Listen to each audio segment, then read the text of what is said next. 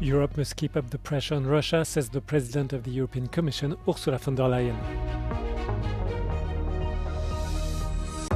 EU migration policies are failing to protect migrant minors and are worsening the harm they face along routes from Sudan to Europe, according to the NGO Save the Children. Europe must keep the pressure on Russia. The tone used on Wednesday by the President of the European Commission was determined. Speaking before the European Parliament, Ursula von der Leyen emphasized that Moscow's objective has not changed since the start of the invasion of Ukraine. Russia's playbook has not changed. From the start, Russia has always believed that they can outlast Ukraine, Europe, and all of its allies. And it is why every time there is serious progress towards negotiations that can bring about a real peace, the violence escalates. We have seen this before. This is a pattern. And the noises from the Kremlin in the last few days say a lot about its real intentions. Europe has been working for several days to rebalance the 28-point peace plan initially proposed by the United States without consulting its allies. But the European effort has confirmed one essential idea. One principle has been accepted. Nothing about Ukraine without Ukraine, nothing about Europe without Europe, nothing about NATO without NATO. To provide financial support to Ukraine, Ursula von der Leyen reminded the House that she had proposed 3 options and made no secret of her preference for the reparation loan, which involves using frozen Russian assets valued at 210 billion euros in the EU. U.S. President Donald Trump says his plan to end the war in Ukraine has been fine-tuned to address concerns of both sides after U.S. mediators held talks with Russia and Ukraine. Trump says he believes a deal can be reached soon, noting that he'll be deploying his special envoy Steve Witkoff to meet with Russian President Vladimir Putin next week. Trump, aboard Air Force One, also announced that he'll be dispatching U.S. Army Secretary Dan Driscoll to hold further discussions with Ukrainian officials. We're having good talks. We started with Russia. We're having some talks with Russia. Ukraine is doing well. I think they're pretty happy about it. They'd like to see it end. And we won't know for a little while, but we're making progress. They're going to keep talking. They're talking to Russia now. Steve Witkoff is going over. Maybe with Jared, they're going to be meeting with President Putin, I believe, next week in Moscow. In its original form, Trump's plan heavily favored Russia, requiring Ukraine to cede a large amount of territory, which included the entirety of the eastern Donbass region, most of which is currently controlled by Russia. The terms of the proposal raised concern among many European leaders who reject the premise of Ukraine ceding land. On Tuesday, leaders of the Coalition of the Willing, including French President Emmanuel Macron and UK Prime Minister Keir Starmer, held talks to discuss the new peace push. They emphasized their support for Trump's efforts, stressing that talks are going in a positive direction. Ukraine's President Volodymyr Zelensky indicated on Monday that large parts of Trump's plan is acceptable to Ukraine. He noted, however, that he'd like to meet with Trump as soon as convenient to iron out final details for a framework for peace. Thank you. That's really important. U.S. Ambassador to NATO Matthew Whitaker has suggested that Germany should eventually take over the alliance's top military role, signaling a potential shift in American leadership. Whitaker said he looks forward to the day Germany says it's ready to take over the Supreme Allied Commander position, known as SACEUR. He acknowledged this is a long-term aspirational goal, but emphasized that Washington wants European military capabilities to equal those of the US. Traditionally, the SACEUR role has always been held by a US general commanding both NATO forces and American troops in Europe. However, a German expert told Euronews that a European commander would no longer have authority over US troops, complicating the dual-headed nature of the role. Whitaker's comment comes amid fears of a US retreat from European security, highlighted by a proposed peace plan for Ukraine that is seen as yet another sign of Washington stepping back from its leadership role in NATO.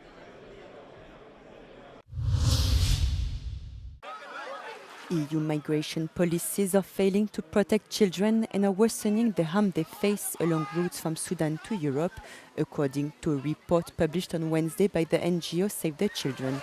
The report focused on routes between Sudan and Egypt, Libya and Greece, as well as on the Balkans routes. The organization reported that all minors interviewed in Libya experienced severe violence, sexual exploitation, extortion, and long-term detention. In Greece, children reported that they were forced to sail boats in Libya to then being prosecuted as traffickers by Greek authorities. Similar situations were found in the Western Balkans, where 1 in 5 refugees and migrants hurt by the organization experienced violent illegal pushbacks by border police. The NGO said the EU's increase in border management and anti-smuggling support for third countries, whilst cutting humanitarian budgets, increases these risks for children.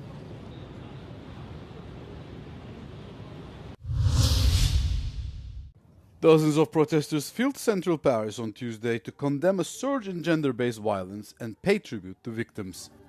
The demonstration came just hours before the government received a major new report calling for radical reform of how the justice system handles domestic abuse cases. The report recommends testing a new type of magistrate dedicated solely to intrafamilial violence cases. Et demander des actions contre les violences sexistes et sexuelles. On continue d'avoir des femmes qui portent plainte, on continue d'avoir des femmes qui demandent de l'aide et qui malgré cela en fait ne sont pas protégées, ne sont pas mises à l'abri par faute de moyens et par faute de volonté politique d'éradiquer structurellement ces violences. In 2024, 107 women were killed by their partner or ex-partner nationwide, representing an 11% increase from the previous year. Recent government data shows that every day in France, more than 3 women are victims of femicide or attempted femicide. Women aged 70 and above represented 26% of victims and 9% increase in 1 year. Despite political commitments, many protesters say the situation for women in France is deteriorating.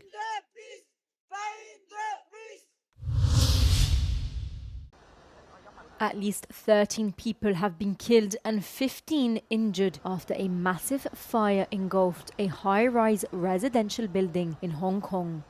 The blaze rapidly spread through bamboo scaffolding, leading to the evacuation of 700 residents in the northern district of Tai Po.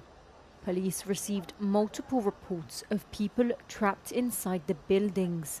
A member of the local district council told media that most of those trapped were believed to be elderly residents. As firefighters battled the inferno from ladder trucks, a 37-year-old crew member was killed. The housing complex consists of 8 blocks containing almost 2,000 apartments, housing about 4,800 people, according to records. District officials have opened temporary shelters for displaced residents. At least 10 people were killed and 6 others are missing after torrential rains unleashed flash floods and triggered landslides in the Indonesian island of Sumatra. Police say rescue teams are struggling to reach the affected areas in 6 regencies north of the island after monsoon rains caused rivers to burst their banks. Authorities say they've recovered the bodies of at least 5 deceased victims and 3 others who were wounded in the worst-hit city of Sibolga. The disasters have collapsed thousands of homes and submerged entire areas. Ahead of the Under-17 World Cup final between Austria and Portugal, I spoke with FIFA's Chief of Global Football Development, Arsene Wenger, about the tournament and what stood out to him.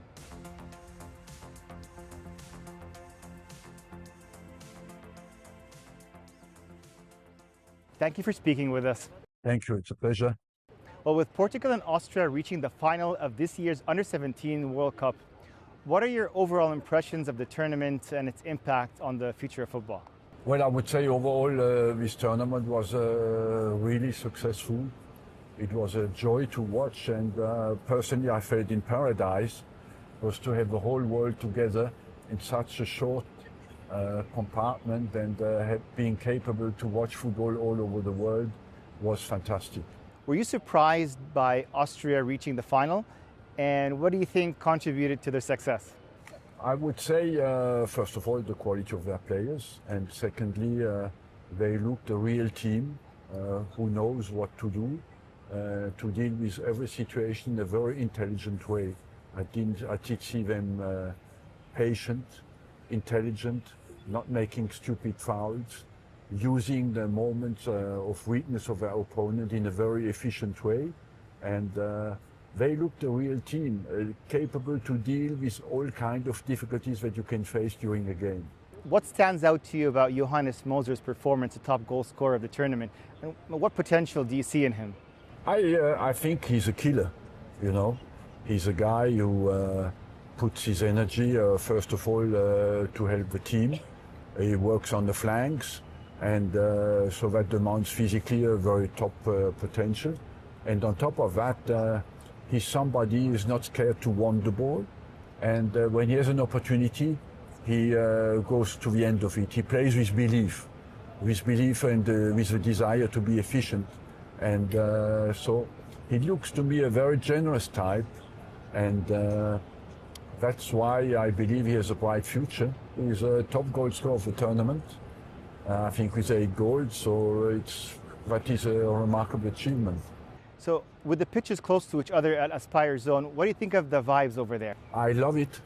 I love it because for me it looks a football festival, you know, where everybody's here, happy to be here. Every country thanked us for being here and for having the chance to watch their team as well to watch other teams. It was as well a moment of exchange of world football. Thank you very much.